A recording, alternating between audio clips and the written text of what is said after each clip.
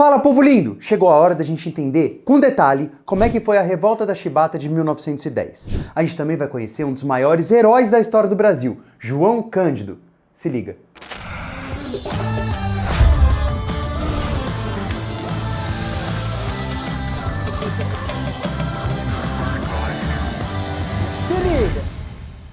Para falar da Revolta da Chibata com o respeito que o tema merece, a gente vai dividir esse vídeo em 3 partes. Na primeira, a gente vai falar sobre o contexto, como é que era aquele Brasil lá de 1910. É um outro Brasil. Na segunda parte, a gente vai falar sobre o conflito em si. Vamos narrar e entender melhor o que aconteceu. Na terceira e parte final, a gente fala sobre o legado. O que lá da Revolta da Chibata a gente pode dizer que chegou até nós.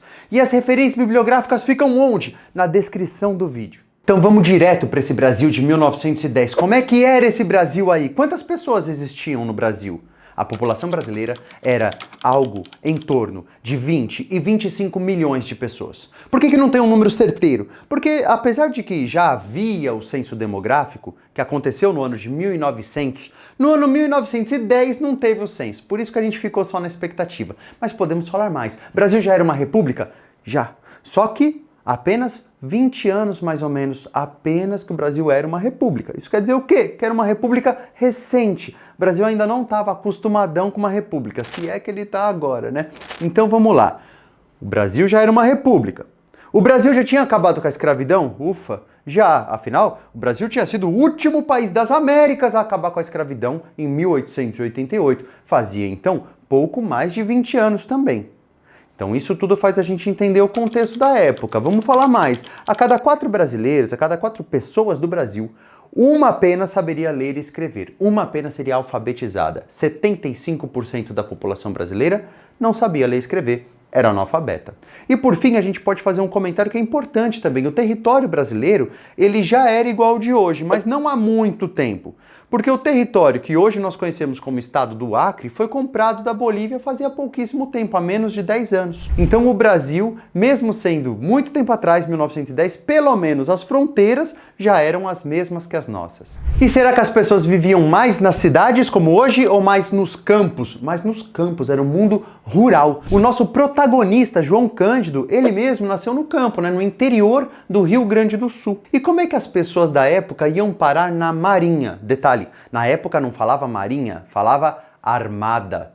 Então como é que as pessoas na época iam parar na armada? Muitas delas até de forma compulsória, de maneira forçada. Mas algumas pessoas também eram voluntárias. A questão é que chegando na armada, as pessoas iam se deparar com uma grande divisão entre todas elas, né? De um lado você tem a maioria dos marujos e eles vão ter maus tratos, vão receber alimentos ruins, às vezes até estragados. Essas pessoas vão receber castigos físicos. Inclusive era um costume da época a chibatada, a humilhação de você castigar fisicamente uma pessoa que supostamente está defendendo a pátria.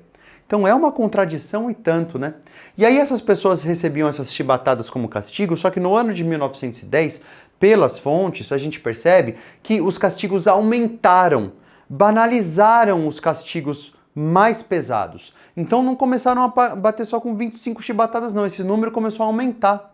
Então de um lado você tem a maioria dos marujos sofrendo toda essa condição e do outro você tem alguns oficiais, esses sim oriundos de classes médias, classes altas, esses comem a comida direitinho, tem um soldo digno, né? O pão vem limpinho, a pessoa pode também tomar vinho, vem até chocolatinho pro oficial. Então essa divisão interna gera uma tensão danada. Por mais que a gente não pudesse imaginar, prever a revolta, existia uma tensão na Marinha brasileira. E existe também a presença muito forte do racismo. Imagina, o racismo está em tudo hoje. Imagina na época o quanto que ele não vai atravessar toda essa história. Então vê você, que contradição. O Brasil, de um lado, trata tão mal seus próprios marinheiros que chega a castigá-los fisicamente. Mas, de outro lado, o Brasil quer se modernizar. O Brasil quer que os europeus vejam a gente e vejam, assim, um país muito moderno. Então, como é que a gente vai se modernizar perante os olhos dos europeus? Comprando equipamento. Vamos comprar embarcações. vão fazer viagens com a Marinha, inclusive para a Inglaterra, para comprar lá um encouraçado que nós brasileiros vamos chamar de encouraçado Minas Gerais. Uma das maiores embarcações da época, tá? Tô falando de todo mundo, não só do Brasil. Então essa embarcação vai precisar de treinamento, a galera vai precisar treinar, entender como é que opera essa máquina com tanta tecnologia embarcada. Então os marinheiros brasileiros estavam lá na Inglaterra aprendendo como é que é, da hora esse Minas Gerais aí, como é que atira? Eita, preule, é assim que atira. Da hora. Então até aí tudo bem, só que ao mesmo tempo os brasileiros se comparavam com outros marinheiros de outros países. Então percebiam que, peraí, você não toma chibatada não? Ah, não, é? Sua comida é estragada? Ah, não, sua comida vem boa? Aí a comida do cara vem boa. Então a gente começa a se comparar e tem mais. Eles ficaram sabendo de uma notícia que já tinha acontecido em 1905, né? 5 anos antes, que era uma outra revolta de marinheiros também. Esses marinheiros revoltados lá da Rússia, o encouraçado, conhecido como encouraçado Potemkin, mas você também poderia falar Kniaz Potemkin Travicheski. Por isso que ficou conhecido mesmo como encouraçado Potemkin. Então os marinheiros brasileiros pensaram, puxa, e se? Seria muito triste se a gente se organizasse e conseguisse uma rebelião igual a do Potemkin.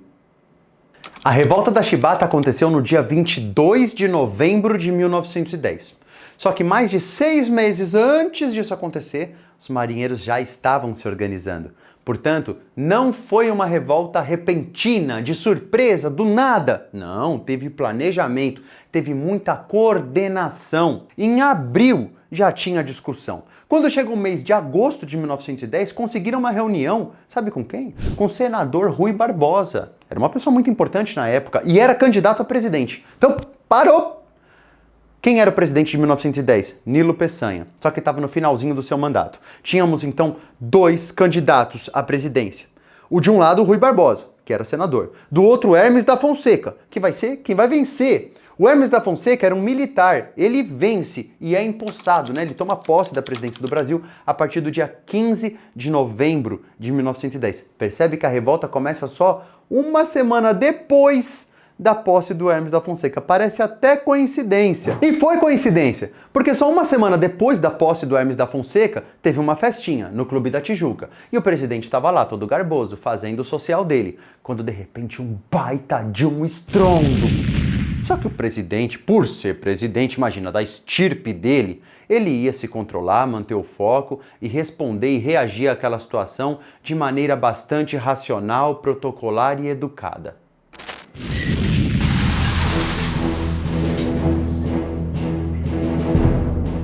Para quem estava em terra firme, foi do nada. Mas a gente já sabe que não foi bem assim, né? As pessoas que estavam se organizando, os marinheiros que estavam se coordenando, eles estavam esperando um momento propício. Não puderam esperar mais por conta de um estopim. Aconteceu um fato que fez todo mundo não aguentar mais. O fato foi que um marinheiro, conhecido como Marcelino Rodrigues Menezes, o Marcelino foi castigado não com 25 ou 50, mas com 250 chibatadas. No meio desse castigo ele desmaiou. E o carrasco não parou. Continuou ali no castigo. Então é difícil de falar isso, de imaginar isso, imagina ver, imagina sentir isso. Os marinheiros não aguentaram mais. Quando chegou 22 horas do dia 22 de novembro, ao invés de soarem o toque de recolher para todo mundo ir dormir, o toque que soou foi o toque de guerra. O almirante que estava ali na embarcação Minas Gerais era o Batista das Neves. Não teve jeito, ele não ia ver outro amanhecer, se é que você me entende. E o ministro da Marinha e o ministro da Armada eram outro Batista, né? O Batista de Leão. Esse queria repressão total, não queria conversar, não queria dialogar com os marinheiros, não. O motim já começou. Teve baixa de 6 oficiais e baixa de outros marinheiros também. Não foi só do lado do oficial que caiu, não. E aí, então, a ideia era atirar na cidade do Rio de Janeiro como aviso. Ó, tá tendo uma rebelião aqui, mas não foi só tiro, não. A comunicação também se deu por meio de texto. Cartas eram enviadas para presidente, para senador, para alguns políticos importantes, para que eles aceitassem as requisições dos marinheiros, que eram fim da chibata, fim dos castigos físicos, melhores soldos, melhores condições de alimento, mais dignidade, né? Assim, é o mínimo, né? Pra gente hoje, assim, parece o mínimo, mas pra época não era, né?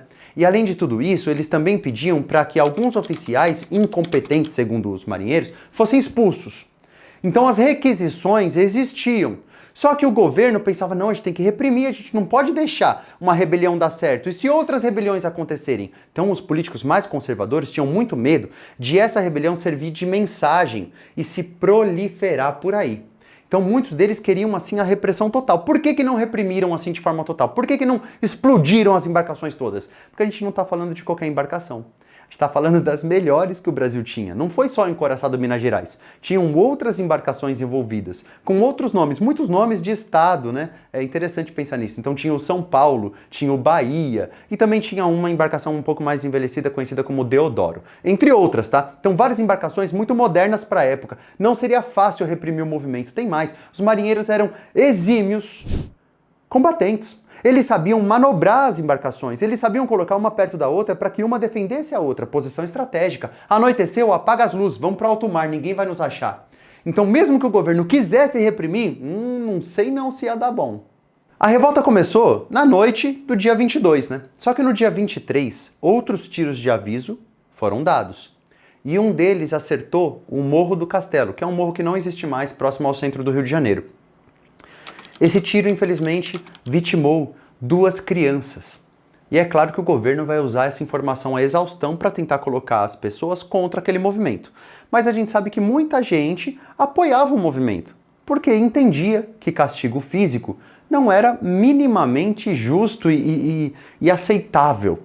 Então, mesmo que o governo se esforçasse para que as pessoas fossem contra os marinheiros, muitas pessoas apoiavam os marinheiros de qualquer maneira. E segue o jogo. Dia 23, um dia de tristeza para geral. Dia 24, marinheiros colocam faixas vermelhas nos braços e hasteiam também bandeiras vermelhas para mostrar que estavam em luta.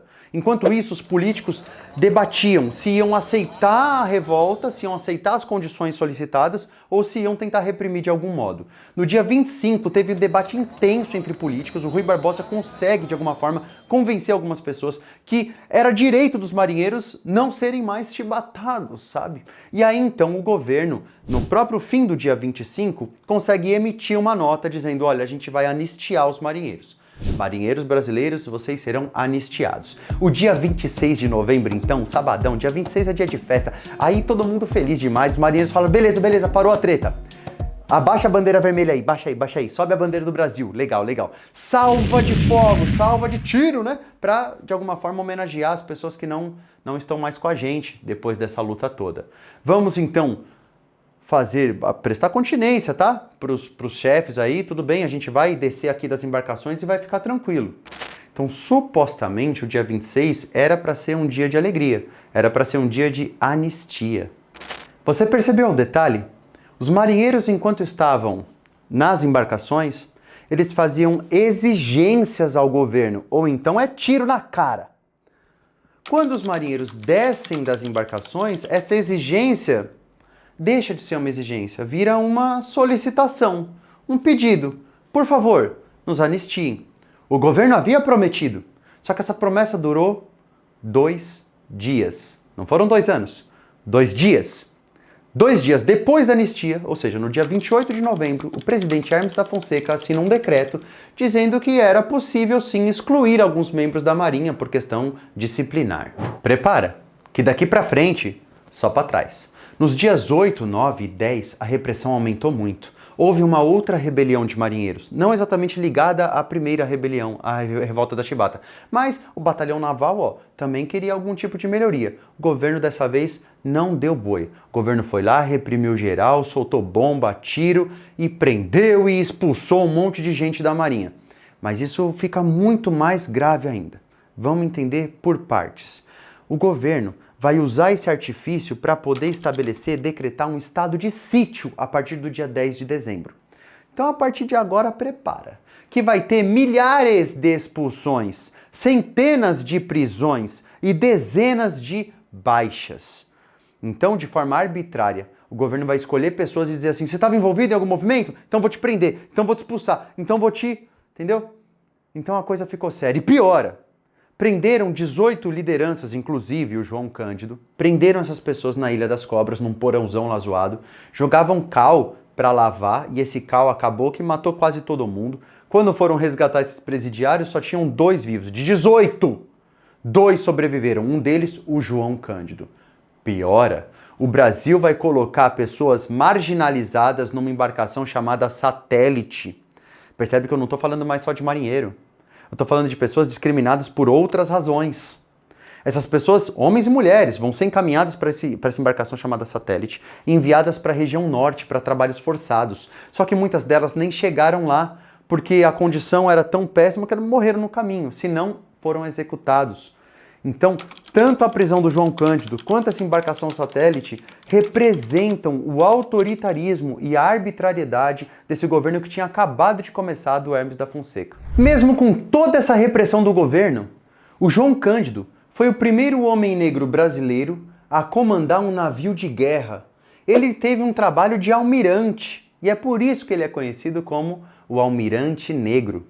Em 1953, mais de 40 anos depois da revolta, o João Cândido já senhor de idade, mais de 70 anos, os amigos dele foram lá e falaram: "Aí, a gente tem uma surpresa pra você."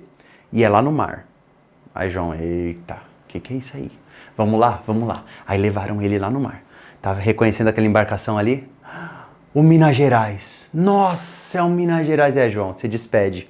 Porque o Brasil vai vender essa embarcação para a Itália. E a Itália vai desmanchar essa embarcação, vai transformar em sucata. Então se despede aí do seu grande navio. E aí houve essa despedida, né, do João Cândido com a embarcação, que trouxe, ainda que muita tragédia, trouxe uma vitória também. Porque qual que é o legado que a gente tem disso tudo? É que a chibata acabou com a revolta da chibata. Então eles venceram, ainda que a um custo muito alto. João Cândido veio a falecer com 89 anos, no ano de 1969. E a Marinha do Brasil, apenas em 2008, liberou os documentos do João Cândido. Ou seja, antes de 2008, a Marinha não reconhecia que o João Cândido tinha feito parte dela. Então se liga, porque se você encontrar o termo modernização na história do Brasil, cuidado, investiga. Pode ser que de um lado tenha sim uma modernização, talvez equipamentos melhores, talvez algum material tenha sim melhorado. Mas, de outro lado, pode ser que haja alguma estrutura social que o governo não está assim tão disposto a modernizar. O Brasil e suas contradições, sabe como é que é. Espero que você tenha aprendido e curtido esse momento. Te vejo no próximo vídeo.